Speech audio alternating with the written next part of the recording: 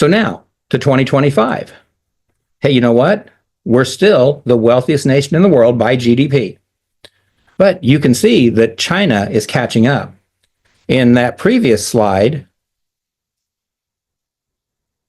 they were less than half of where we are. Today, they're about 2/3 to where we are now. They're catching up. And you know what?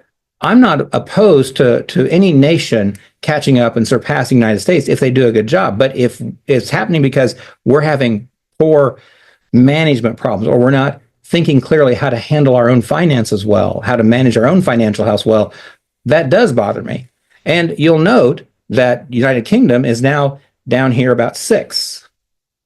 And I'm going to explain to you in a minute why I've even pointing out the United Kingdom, because I think it's an important thing as we look at some of the items that are happening right now in the world. So while we're still up there, yay, I want to make sure we stay there for a long time to come, for my children, my grandchildren, my great-grandchildren as well. Now, the same group, Keeson Stats, they've taken the information and extrapolated it into the future, projecting what they believe would happen if everything stays as it currently is. There's no guarantees that this is the numbers that we would see, but it is interesting.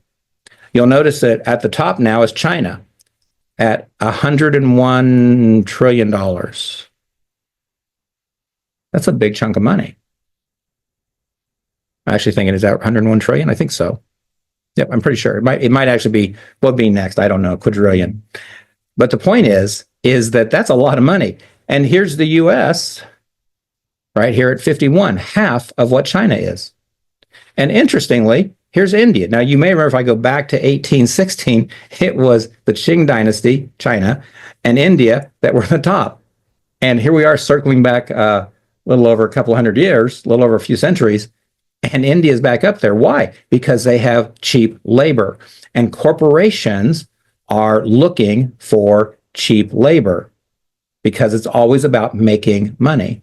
Now, don't misunderstand. I like making money. I think you like making money. We want to make money, but we don't want to make money to the point where it hurts us, meaning that if we take all of our manufacturing and put it in other countries because they have cheap labor, what happens if we run into something like, oh, I don't know, a pandemic, where we can't get our own medicine, where we can't get our own health items, where we can't get semiconductors because we don't manufacture them anymore. We don't get steel because we don't manufacture it anymore. Where do we get these things from? And so that's part of what this is about as well. As I go into more on tariffs, it will make sense about that. But if this chart's right, then China's at the top, United States is third, United Kingdom's down here around, I don't know, 10, 11.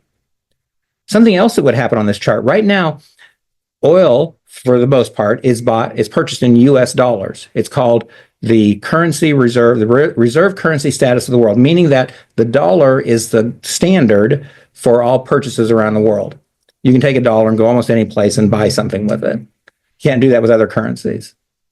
If we fall to third, there's a good chance that we lose the reserve currency status. And if we lose the reserve currency status, what does that mean? It could cost us literally billions and billions of dollars, because if we're not the standard anymore and say the yuan is the standard, then what does that mean for our nation? And the question becomes, how long do we have to change this? If this is the outcome we're headed for, what do we do next? And if we're going through some sort of a reset right now, which we may or may not, we'll talk about that in a minute. I think that if I thought that was going to change this, I think I'd be willing to endure a little bit more of that.